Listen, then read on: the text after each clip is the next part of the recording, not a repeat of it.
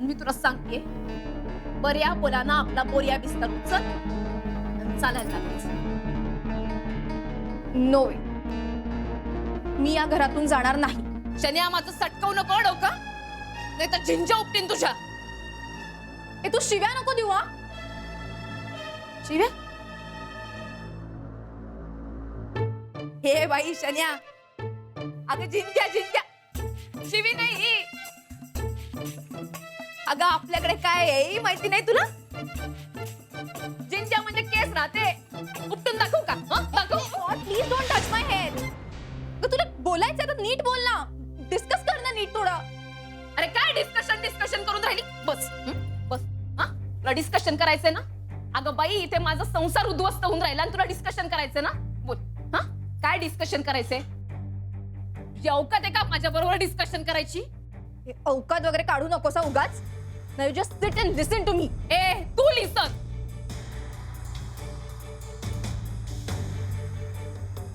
हे बघ शनिया, मी काय सांगून राहिली ते नीट आहे. हे बघ, माझी काय तुझ्या बरोबर दुश्मनी नाही आणि मला तर कोणाबरोबरच वैर करायचं नाही. अगं बाई शनिया, तू इतकी चांगली आहे, शिकलेली आहे, चांगल्या घरातली आहेस ना तू. तुला तर कुठलाही चांगला पोरगा मिळेल तुझ्यासारखा नवीन विचारांचा. काऊन हे असल्या झंझटीत पडतेस तू? अगं गुरुनाथ तुझे बॉस आहे, तुझ्यापेक्षा वयाने मोठे. सगळ्यात महत्वाचं म्हणजे ते विवाहित आहे, त्यांना पोरगा आहे. मग त्यांना असं प्रेमात अडकवणं बरोबर वाटून राहिलं का तुला? बाई तुला किती वेळा सांगू मी नाही. शन्या, मी अजून बोलतेय, माझं संपलेलं नाहीये.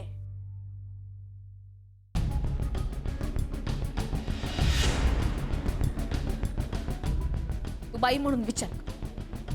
हे बघ, तू हे असलं वागू माझं, माझ्या पोराचं, माझ्या संसाराचं किती नुकसान करून राहिलीस. अगं इतकी वर्ष संसार जोडून राहिली मी. तुम्हाला तर असं वाटतं की हे का हाऊसवाईफला काय करायचं राहतं? आम्ही नोकरी करतो म्हणजे केवढं काम करतो, पण आमचं पण अवघड असते ग. तो पण असतं ते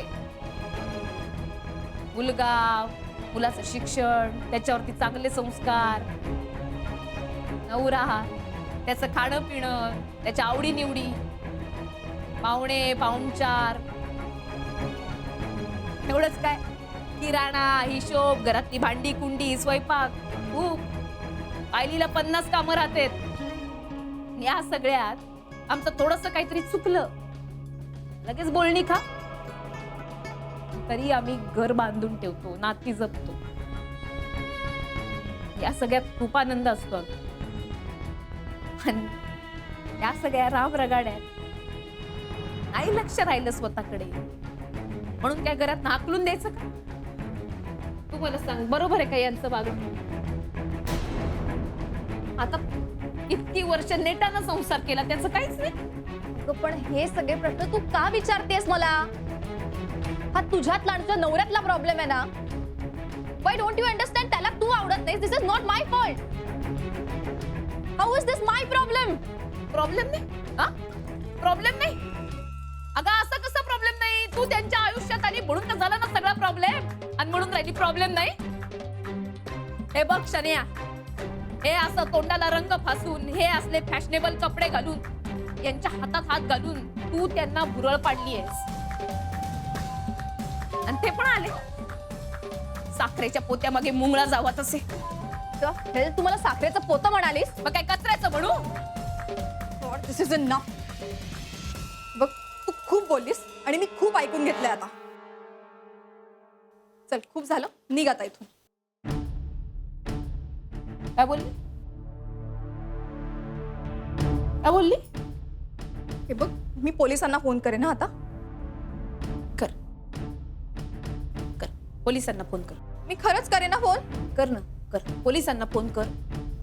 नाही नको, त्यापेक्षा मी ना गॅरीला फोन करते. नाही, त्याला सांगते राधिका इथे आली आणि ती मला घराबाहेर काढते, मग तो तुला या घरात काय नजरेसमोरही उभं करणार नाही.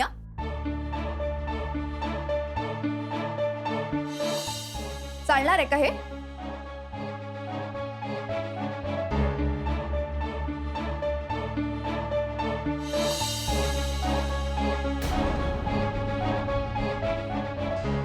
शन्या, छत्री आहे ग तू. माझ्या नवऱ्याची भीती तुम्हालाच दाखवत. शन्या, मी पुन्हा तुला सांगून राहिले, याचे परिणाम वाईट होतील बरं. माझ्या घरातनं बऱ्या बोलानं निघून जा. निघ बरं. हा, नो वे, मी कुठेही जाणार नाही. शन्या, मी तुला शेवटची संधी देऊन राहिले, बऱ्या बोलानं माया घरातनं निघून जा, नाही तर खूप महागात पडेल बरं. नाही नाही, मला माहितीये तुझं यांच्यावरती प्रेम बिम काही नाहीये. फक्त स्वतःच्या चैनीसाठी तू यांचा वापर करून राहिलीस, आणि हे मला मान्य नाही. तुला काही करायचं ते कर. तुला मारायचं असेल तर मार मला, पण मी इथून कुठेही जाणार नाही. शन्या, शांतपणे सांगून राहिली मी तुला, बऱ्या बोलानं घरातनं बाहेर जा, नाहीतर सळो की पळो करून सोडीन तुला. रिली? काय करणारस ग तू मला? तुझं स्वतःचं अस्तित्व तर तुझ्या नवऱ्यावर डिपेंडेंट आहे, आणि तो माझ्या मुठीत.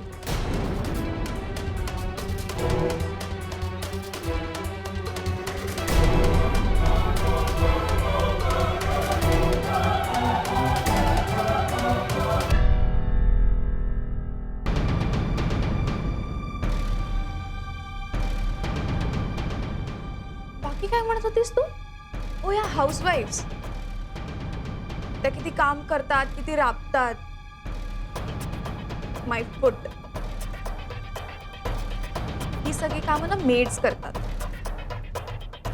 ज्या बायका मूर्ख असतात, ज्यांना बाकी काहीच येत नाही ना, त्या ही सगळी कामं करतात. आणि कुठल्याच नवऱ्याला की अशी बायको कधीच आवडणार नाही. So Radhika, you are nothing to me. तू माझं काहीही वाकडं करू शकत नाही.